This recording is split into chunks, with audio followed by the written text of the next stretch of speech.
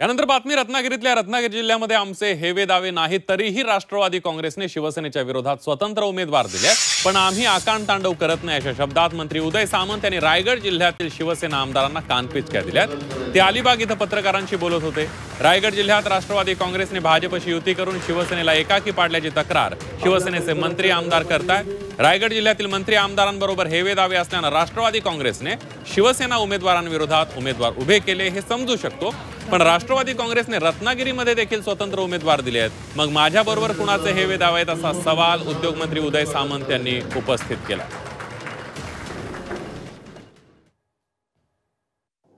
महाडमध्ये आपण असं म्हणतो की शरद शेठ आणि त्यांचे काहीतरी हेवे दावे आहेत म्हणून राष्ट्रवादी काँग्रेस पार्टी त्यांच्याबरोबर नाही।